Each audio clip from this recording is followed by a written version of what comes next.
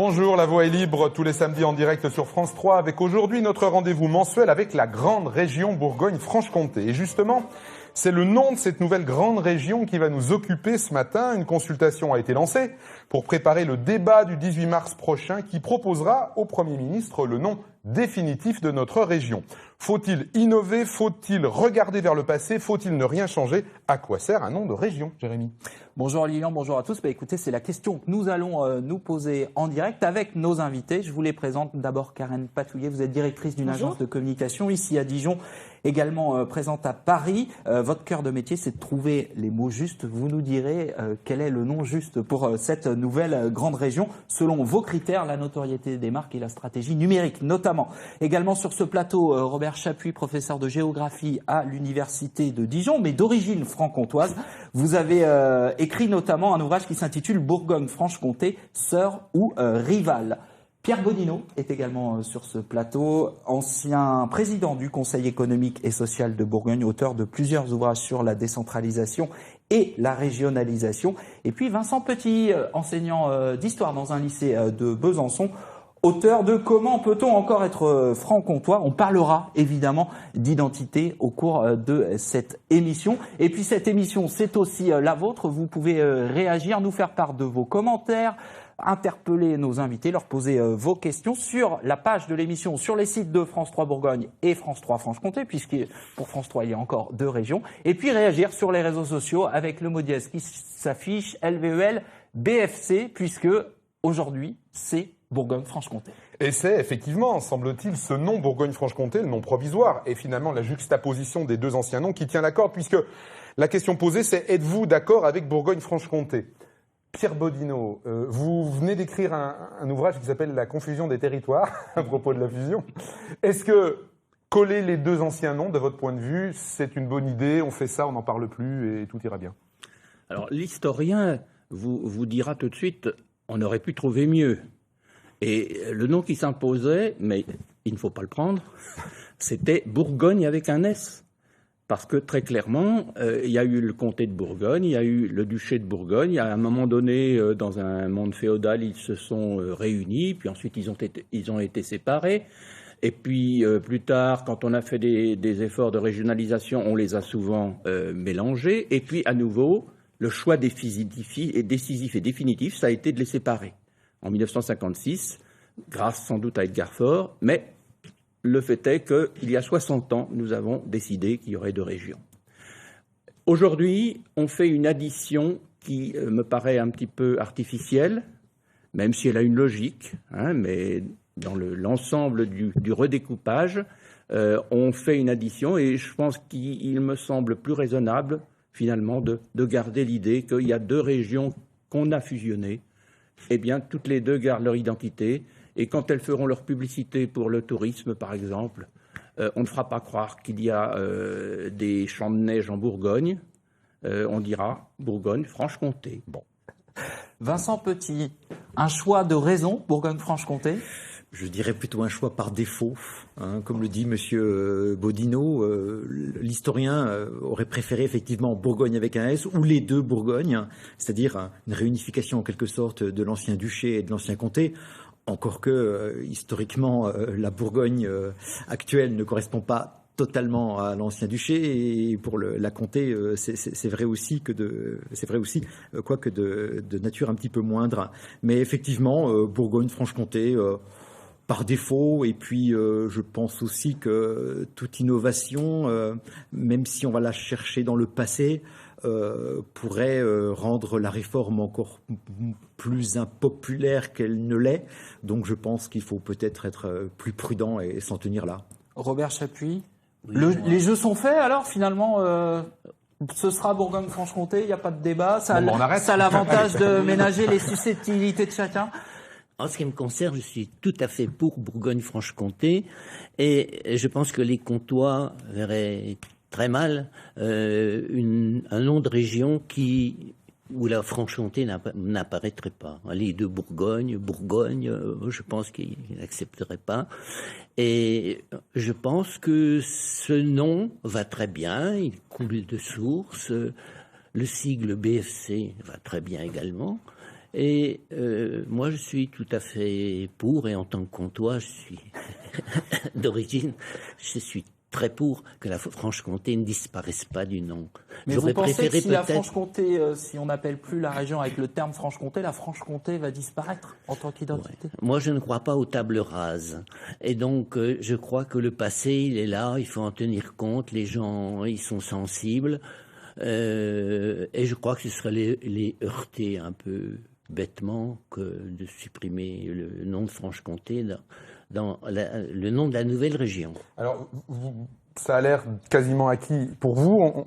Je rebondis pour interroger Karen Patouillet, qui est spécialiste de la communication, sur un message qui nous a été envoyé. Quelqu'un nous dit « Le consensus est la pire des solutions en communication. La seule question qui vaille, c'est l'efficacité ». Est-ce que vous avez un regard différent des historiens sur ce sujet? C'est l'efficacité au regard de la réalité d'aujourd'hui aussi. La Bourgogne et la Franche-Comté sont deux marques qui, notamment, et en France et à l'international, sont particulièrement porteuses aujourd'hui. Sur le plan de l'art de vivre, sur le plan de la gastronomie, on connaît quand même très très bien ce que signifie la Bourgogne et la Franche-Comté. Elles ont d'ailleurs travaillé l'une et l'autre en termes d'assises et de notoriété dans ce sens-là. Les deux marques se sont vraiment penchées sur leurs valeurs, sur ce qu'elles véhiculent, sur la culture, sur leurs atouts. Moi, je suis un peu surprise du côté résigné, en fait, oui, de ce débat, parce que je trouve que c'est une formidable opportunité de garder les deux noms, de les associer, de montrer en quoi ils sont complémentaires, et en quoi, finalement, c'est toute la culture et l'identité régionale qui va pouvoir rayonner quand on gardera ces deux noms ensemble. Et comme le dit monsieur, avec effectivement le raccourci, en tout cas qui pourrait nous servir sur le plan numérique pour communiquer, sur le plan de la communication visuelle pure, BFC, qui est en plus très court, donc qui peut servir à beaucoup de choses en termes de déclinaison du territoire. Vous pensez déjà à efficacité? Oui, mais moi je pense qu'effectivement, il faut pas partir résigné, c'est une formidable opportunité. En termes de notoriété, BFC, vous avez les uns les autres tapé BFC dans Google, par exemple, dans un moteur de recherche. Non, mais BFC n'est pas là pour faire de la notoriété. Non, mais ça n'existe pas. Ça n'existe pas, effectivement. Servir, ouais. Et c'est en ça, d'ailleurs, que ce serait dramatique de choisir ce type de raccourci comme nom de région. On entend beaucoup pour d'autres régions, effectivement, des acronymes. On essaye de trouver des choses qui soient significatives, qui aient une bonne résonance, etc. Je pense que pour nous, c'est vraiment une erreur. La Bourgogne est connue comme telle à l'international. La Franche-Comté, en tout cas le comté, en tout état de cause, a travaillé sur sa marque, elle est aussi. BFC peut nous servir pour des choses annexes, type les réseaux sociaux, porter une campagne de communication, par exemple. Et puis, vous l'avez d'ailleurs utilisé ce matin. Il peut nous servir effectivement sur une communication. Il marche pas très fort d'ailleurs pour l'instant, pour tout non, dire. Parce qu'il n'est pas assis non plus en tant que tel. Je réponds à la question que je vous posais. BFC aujourd'hui, c'est la banque franco-chinoise, enfin l'ancienne banque franco-chinoise qui est banque française commerciale, implantée à La Réunion et à Mayotte aujourd'hui. Et c'est aussi des entreprises qui vendent des produits de maintenance et un fabricant d'aérosols. Voilà ce qu'on trouve aujourd'hui quand on tape BFC dans un moteur de recherche. Je me permets de relancer sur ce sujet de garder les deux appellations antérieures. Bernard Lecomte, qui est journaliste, qui est aussi l'ancien directeur de la communication de la région Bourgogne, à l'époque de Jean-Pierre Soisson, a écrit « Le maintien des deux appellations antérieures juste accolées soulignera la virtualité de cette fusion ». Est-ce que vous pensez que c'est aussi une faiblesse de dire on colle les deux parce qu'on n'est pas capable de créer quelque chose de nouveau, Pierre Bodino? Je crois que l'histoire nous montre qu'il faut faire très attention quand on choisit un nouveau nom pour une collectivité territoriale. Je rappelle l'exemple de Georges Frêche qui avait voulu baptiser sa région qui pourtant ne changeait pas de forme. La Septimanie, ça n'a jamais pris.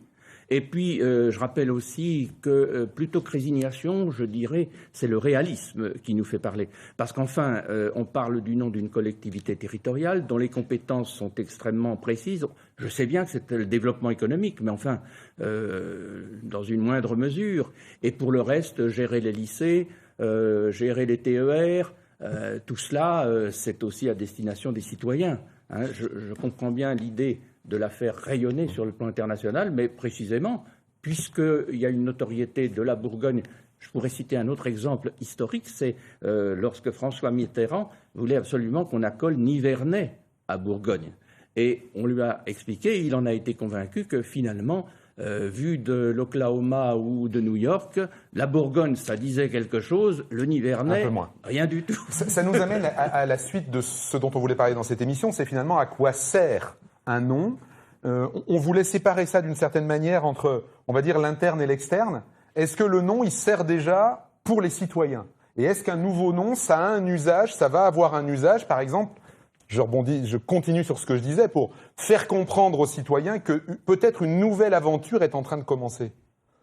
Est-ce que de votre point de vue, ça a cette utilité ou en réalité, non? Vous dites un nouveau nom? Oui. Si ça peut... Moi, je ne le crois pas.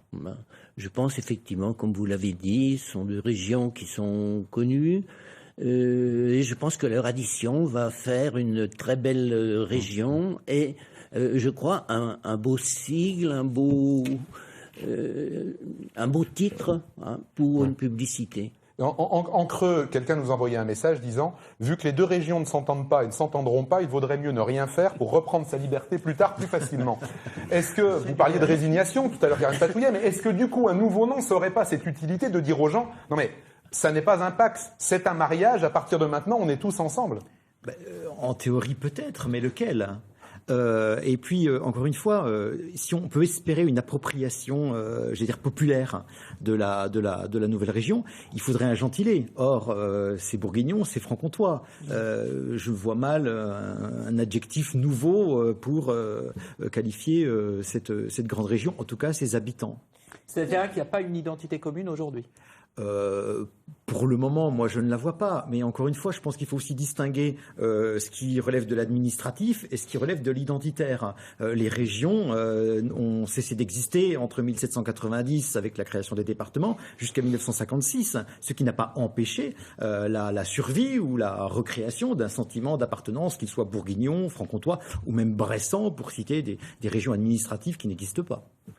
Oui, moi j'avoue que Centre-Est, ça ne m'enthousiasme pas. Ça pourrait... Une notion purement géographique, là, pour le coup. Non, ça ne m'enthousiasme pas, même en tant que géographe. Okay.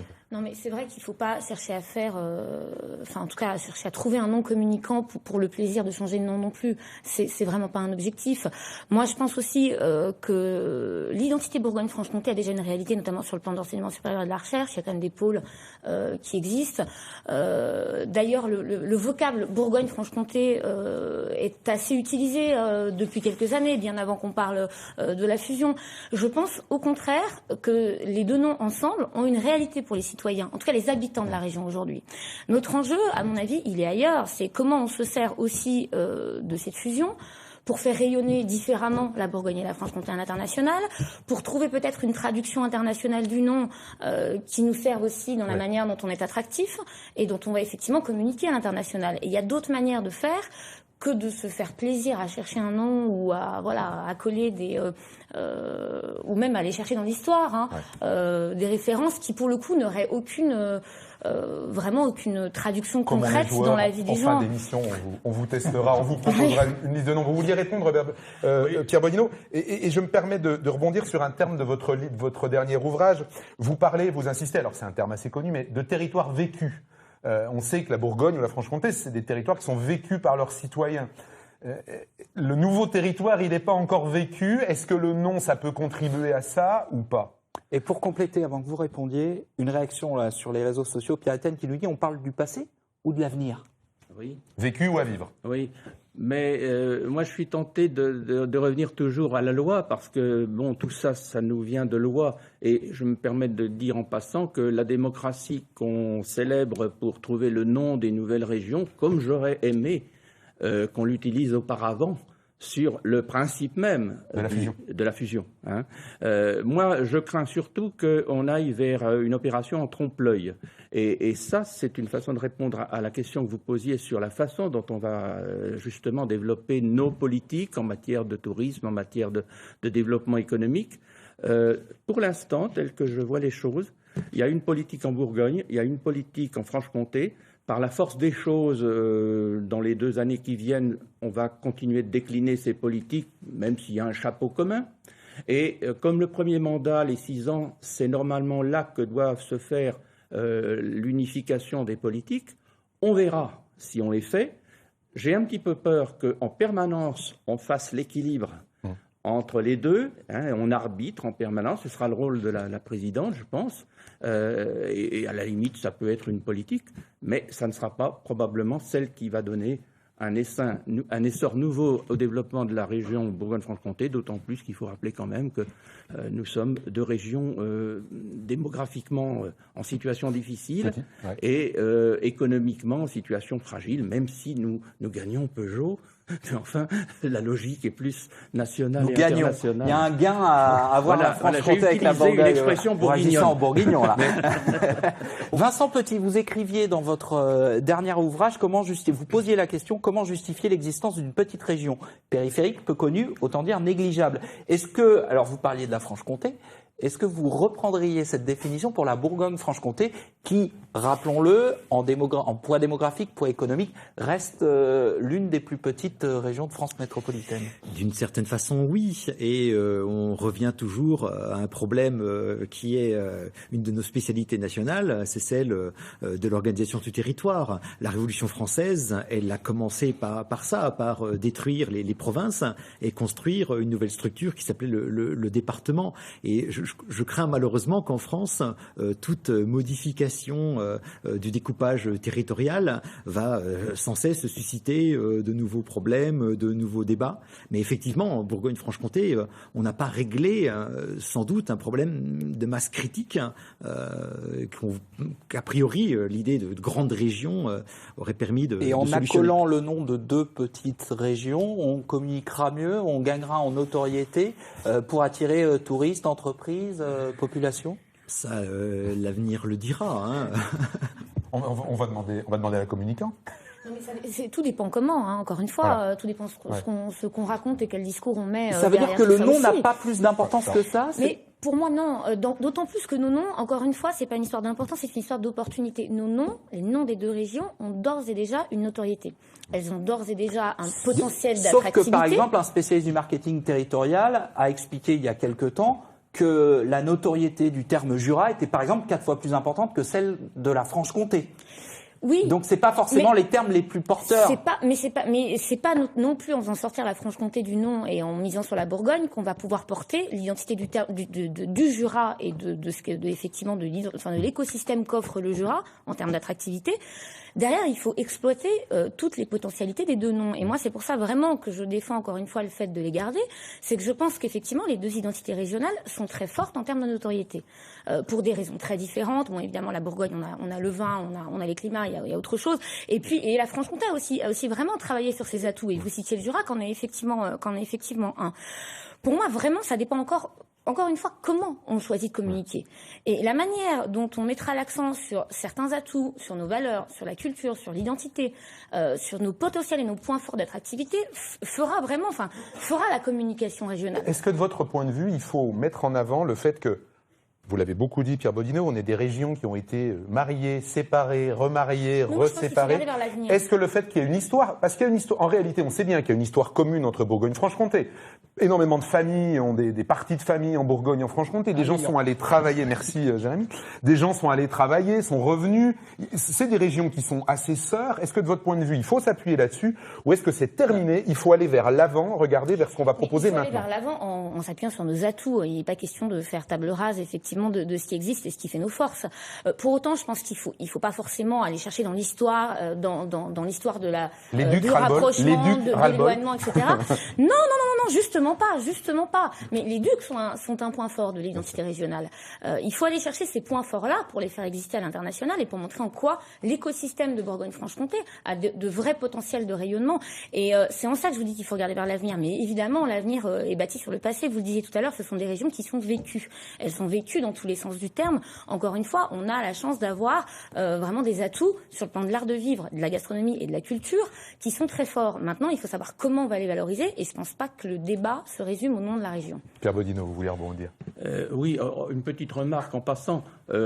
L'historien remarquera aussi que les ducs de Bourgogne, leur notoriété à la grande époque des Valois, c'était essentiellement au territoire du Nord qu'ils le devaient. Leur souvenir est beaucoup plus important. Donc un Lillois était bourguignon à l'époque. Absolument. Histoire de bien compliquer les choses aujourd'hui. Une grande région comme ça nous irait bien.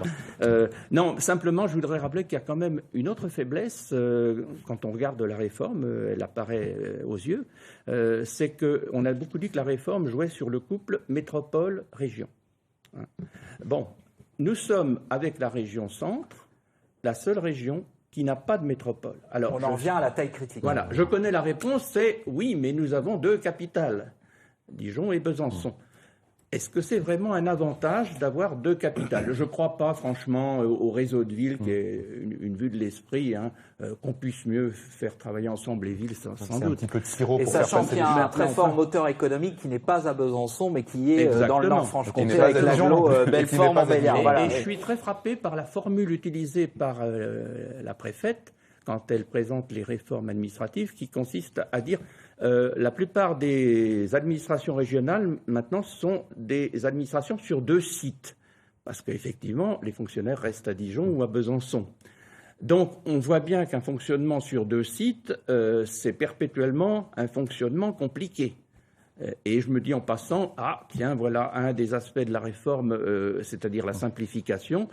Je ne parle pas ici des économies, c'est un autre problème qui n'a pas été véritablement Vous en parlez, mais vous en parlez, Mis vous en en parlez place. dans votre livre. Voilà. Robert Chappuis, on disait 2 régions sœurs. Je le disais tout à l'heure, vous êtes l'auteur d'un ouvrage Sœurs ou rivales, Bourgogne-Franche-Comté. Vous avez la réponse finale à cette question, parce qu'il y a toujours cette rivalité. On l'a vu cette semaine pour l'implantation du tribunal de commerce spécialisé. Il reste une rivalité qui n'a absolument pas disparu avec la fusion. Je suis tout à fait d'accord, mais je pense que la rivalité peut être positive. C'est en l'émulation essayant, est saine. Voilà, mais je le crois, moi. Et je pense que les Comtois qui font pour le moment un peu un complexe d'infériorité, il faut bien le dire, ils n'ont pas de raison parce qu'ils ont des atouts. Et je pense qu'ils peuvent très bien tirer leur épingle du jeu. Et je pense que moi, au contraire, une scène qu'on va dire Concurrence. oui. Une saine émulation, ça peut être excellent pour la nouvelle région. Et j'ajouterai que ces 2 régions ont des atouts fantastiques. Et je dirais, alors je vais peut-être fâcher les Comtois, mais d'un côté la culture, de l'autre côté la nature, sont quand même 2 termes qui aujourd'hui fonctionnent bien.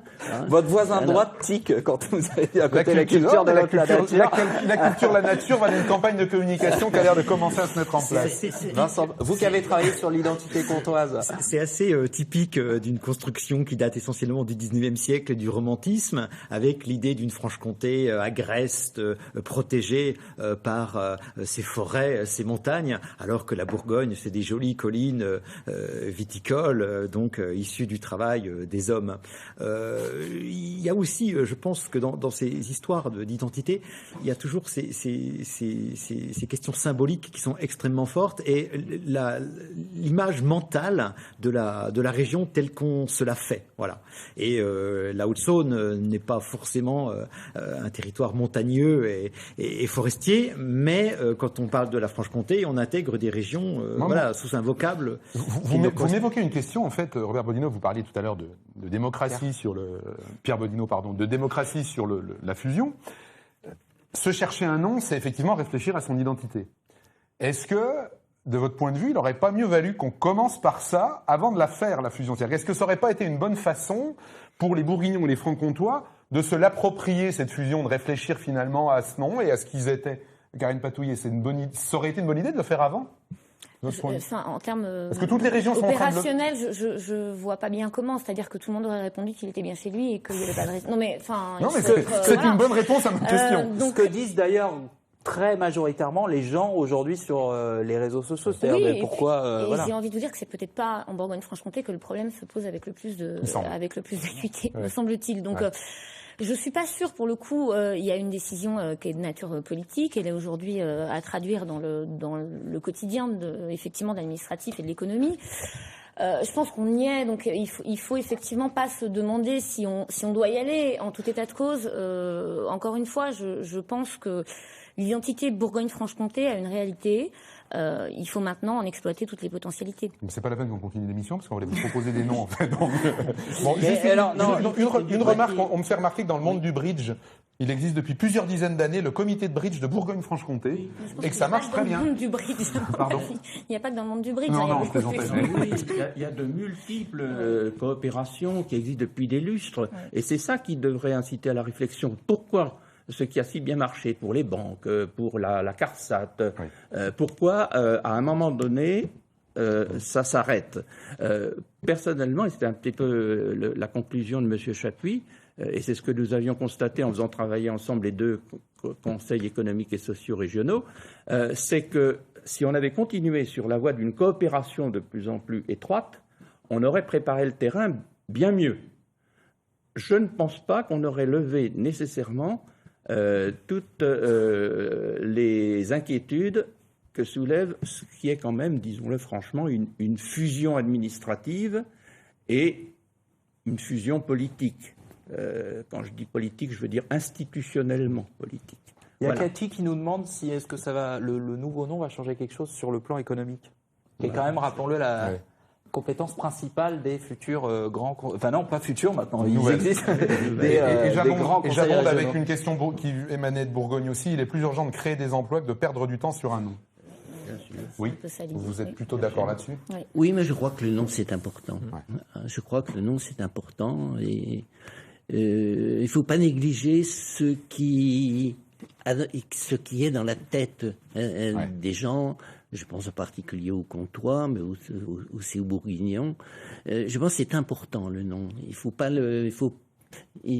y réfléchir et ne pas le brader. Alors, il nous reste 2 minutes 30 avant les infos de midi. On va commencer à vous proposer des noms. On va revenir sur des choses qu'on a dites, bien sûr, mais en commençant par la dimension historique, est-ce que d'abord, Bourguignon tout court, est-ce que Bourgogne tout court, ça a été le cas à une époque, ce serait une bonne idée, ou alors les Bourgognes, ou alors... Bourgogne oui. comtoise, on a aussi. Voilà. Mais tout ce qui efface une des deux identités régionales, à mon sens, là, pour le coup, comme vous le disiez, il va y avoir un petit sujet. Hein. Très peu de Francs-Comtois savent même que leur région s'est appelée Comté de Bourgogne D'accord. à une certaine époque. Est-ce que ce serait pas plus simple? Parce qu'on raccourcirait et du coup... pour Oui, communiquer, mais parce la que Bourgogne-Franche-Comté, ça n'a. Vous dites c'est un bon choix par défaut, mais ça a aussi des défauts. C'est long, c'est.